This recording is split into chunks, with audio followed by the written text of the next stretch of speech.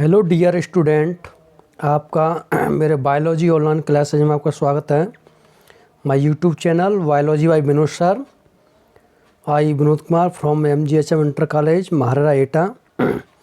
Dear student, आज हम आपको क्लास 12th बायोलॉजी NCERT का यूनिट 2 आनुवांशिकी एवं विकास का चैप्टर 4 का लेक्चर 2 अध्ययन कराएंगे। इससे पहले हम लेक्चर 1 पढ़ चुके हैं। उसमें आपको मेंडल्स ने कैसे सफल हुए, अपने प्रयोग किस पे किए थे और मटर के पौधे पे किए तो क्यों प्रयोग किया, और मटर के पौधे में कौन कौन से वो सीवन करैक्टर्स देखे थे, ये सब मैं बता चुका हूँ। बेटा जब लेक्चर 1 हम पढ़ेंगे तब हमारे लेक्चर 2 समझ में आएगा। आज लेक्चर 2 में हम जो है इस बार पारिभाषिक शब्दावली यानी टर्मिनोलॉजी, जिसे आनुवांशिक शब्दावली बोलते हैं, ये पढ़ेंगे। क्योंकि मेंडल्स के आगे लॉ या एक संकर संकरण, द्वि संकर संकरण आपके जब समझ में आएंगे कि इस बार हम पहले इसकी टर्मिनोलॉजी शब्दावली समझ लें कि यानी क्या शब्द क्या कहना चाहते हैं, तो ये काफ़ी टिपिकल हैं। इनको हम ध्यान से पढ़ेंगे। NCERT के अनुसार ही ये हमारे आगे पाठ्यक्रम में आए हैं कि पहला आपका जो है टर्म है वो है एलील एंड एलीलोमॉर्फ। एलील एंड एलीलोमॉर्फ जिसे युग्म विकल्पी कहा जाता है। एलील एंड एलीलोमॉर्फ जिसे युग्म विकल्पी भी कहते हैं। ये समझेंगे क्या होता है। एलील एंड एलीलोमॉर्फ क्या है बेटा कि एक लक्षण के तुलनात्मक रूपों के जिन्स को, यानी कोई लक्षण है उसके तुलनात्मक रूपों के जिन्स को युग्म विकल्पी कहते हैं।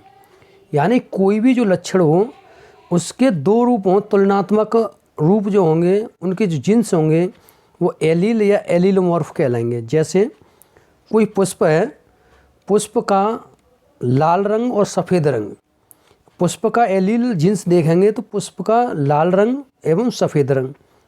तने की लंबाई, तने की लंबाई का लंबापन एवं बौनापन, ये आपके जो हैं एलील हैं। जैसे तने की लंबाई में लंबापन और बौनापन। पुष्प का रंग लाल और सफ़ेद, ये आपके बेटा जो हैं क्या कहते हैं युग्म विकल्पी हैं। अब एक क्वेश्चन करता बहुविकल्पी में, ऑब्जेक्ट क्वेश्चन करता कि एलील जो शब्द था सर्वप्रथम किसने दिया था। जो एलील जो वर्ड था वो सर्वप्रथम वैटसन ने 1906 में दिया था। ध्यान रखना, जो वैटसन ने एलील जो शब्द था सर्वप्रथम वैटसन ने 1906 में प्रस्तुत किया था। ये आपका वेरी इंपॉर्टेंट स्टार बना देता हूँ। ये पूछता है कि एलील शब्द जो था किसने दिया था। एलील शब्द वैटसन ने 1906 में दिया था।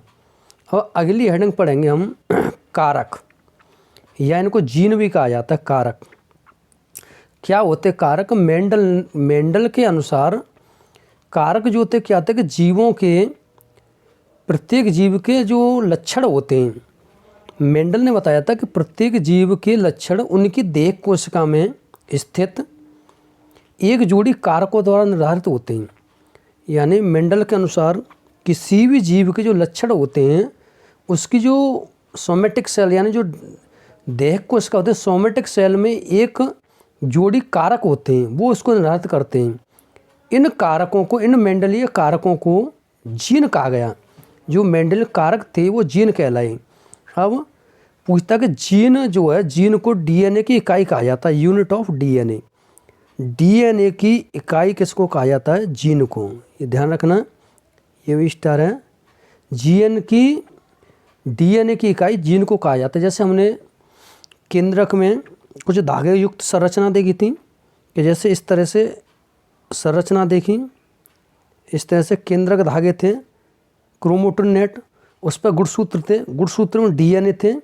जो DNA का ऐसे गुणसूत्र इस तरह से आए थे, उसमें DNA पाए गए थे। तो DNA का जो एक खंड होता है, ये डबल हेलिक्स जैसे मॉडल है DNA, इसका एक खंड जो था वो कहलाया जीन।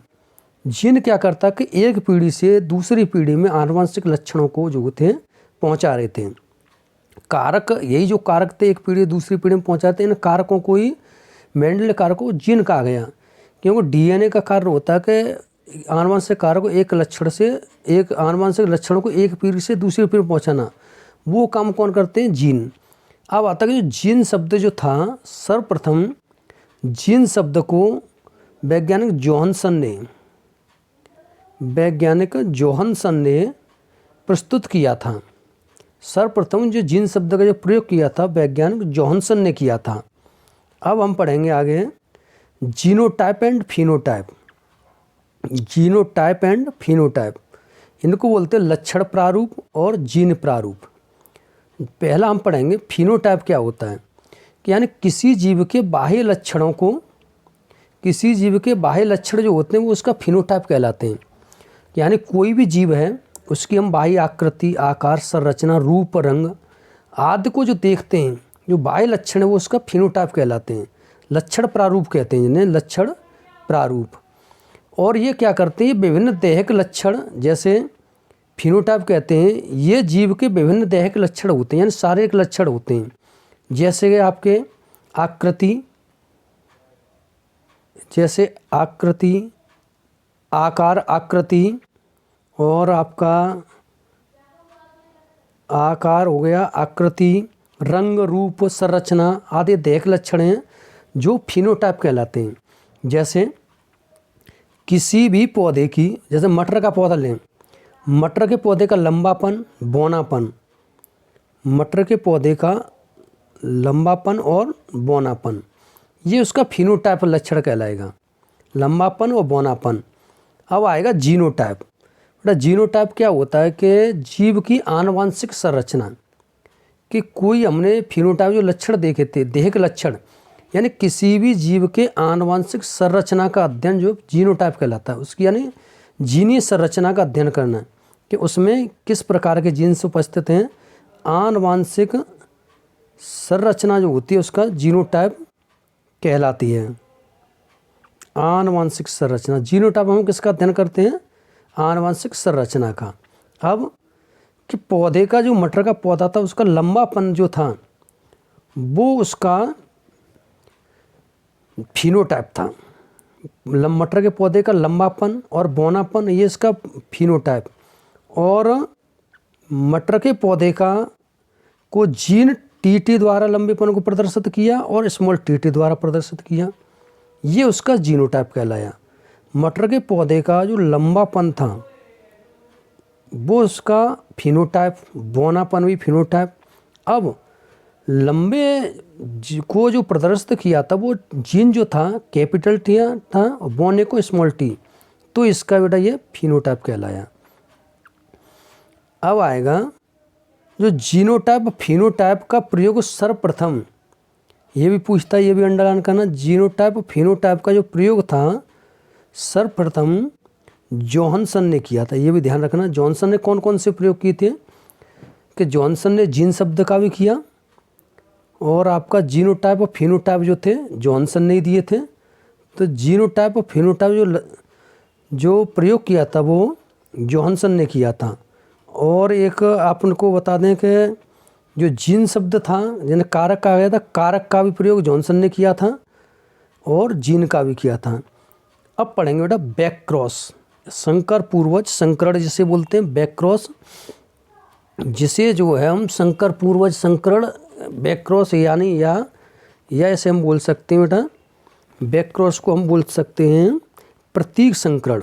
बैक क्रॉस क्या होता है कि प्रथम पीढ़ी में संकर जो संतान, जो प्रथम पीढ़ी में प्राप्त संतानों और उनके किसी भी जनक के मध्य जो संकरण कराया जाता है वो बैक क्रॉस कहलाता है। यानी जो प्रथम पीढ़ी है उसमें जो संतान उत्पन्न हुई, उस संतान का जो संकर संतान हो, उस संतान का जब हम किसी भी जनक यानी प्रभावी जनक या अप्रभावी जनक, नर या मादा, किसी से भी जब कराएं तो वो जो उसका कहलाएगा बैक क्रॉस, यानी पिछली पीढ़ी में कराना क्रॉस।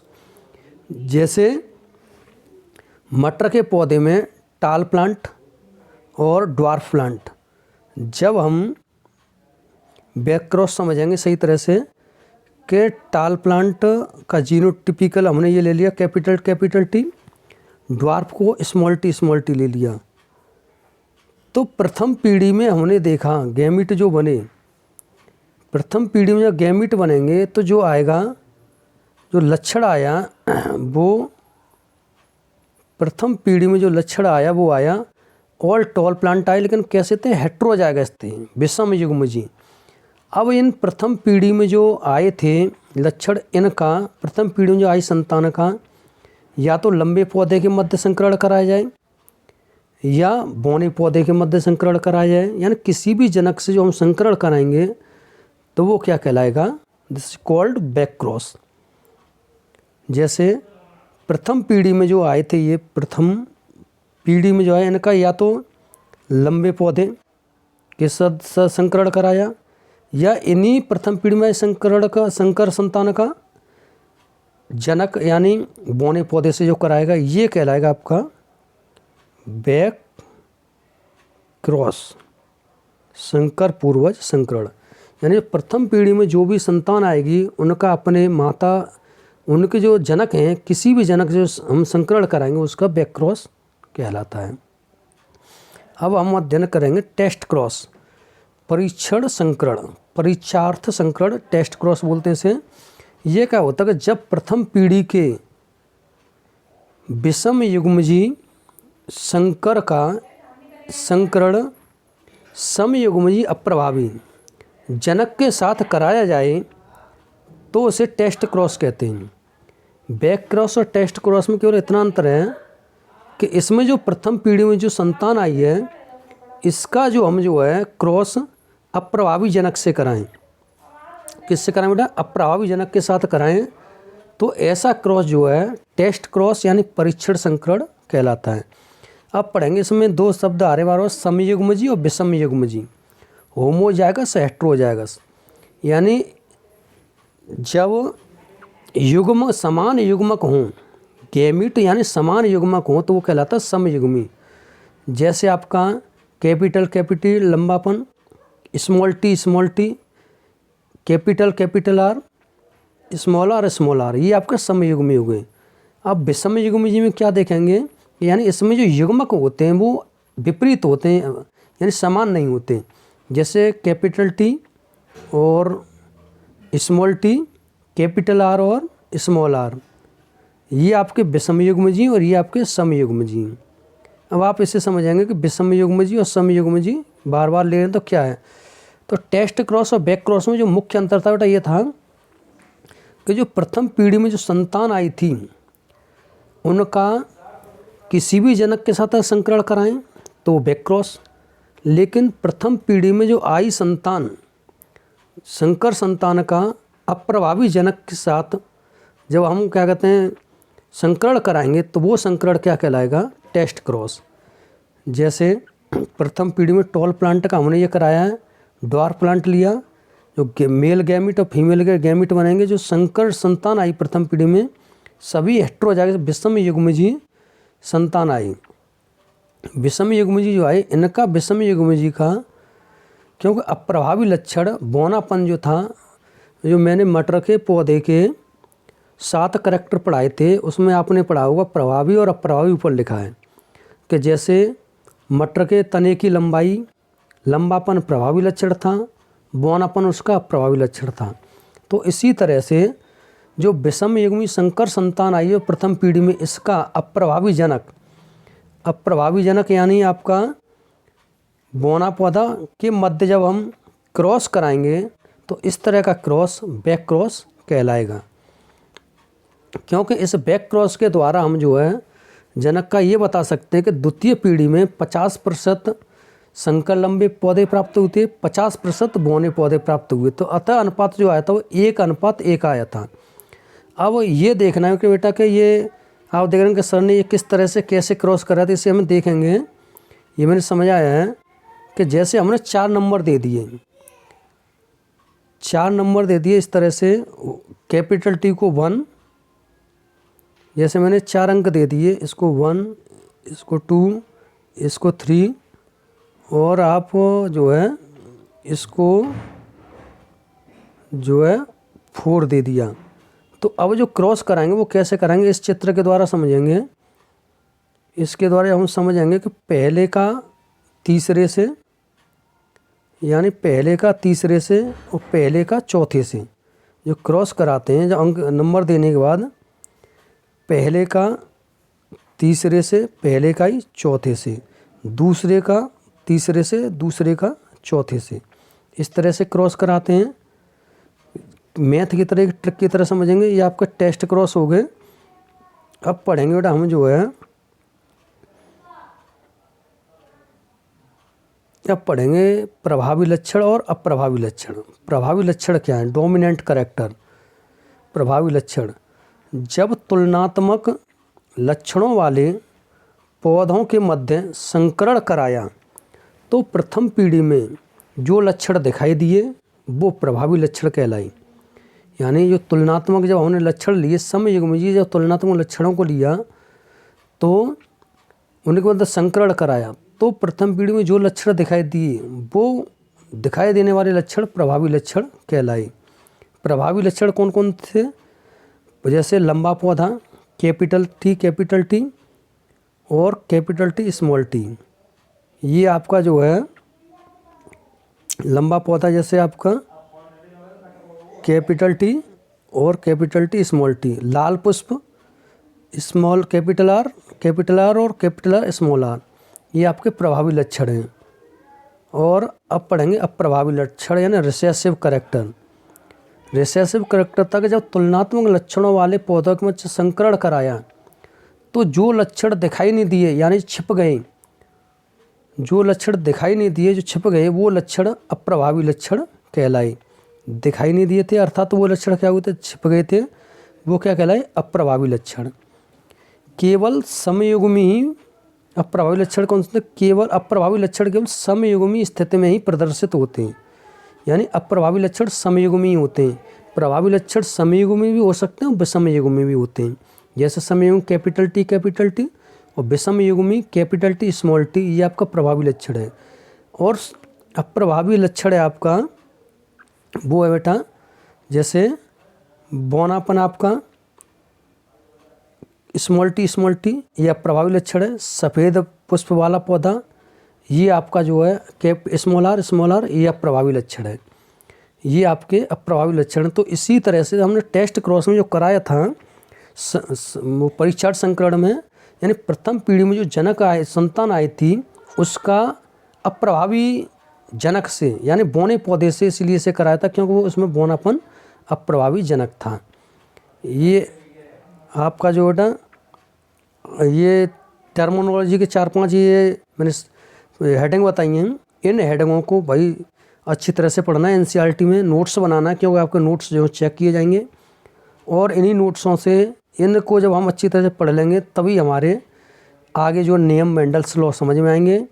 अब हम आगे मेंडल्स के लॉ, मोनो हाइब्रिड क्रॉस और आपके जो हैं डाई हाइब्रिड क्रॉस अगले लेक्चर में पढ़ाएंगे। मेंडल्स लॉ ध्यान रखना, अच्छी तरह से पढ़ के भी आना। मेंडल्स लॉ का अध्ययन लेक्चर 3 में कराएंगे। इन लॉ को आप जो पढ़ के आएंगे, मोनो हाइब्रिड क्रॉस या मेंडल्स लॉ, मेंडल्स नियम, मेंडल्स के नियम और मोनो हाइब्रिड क्रॉस के द्वारा हम समझ आएंगे।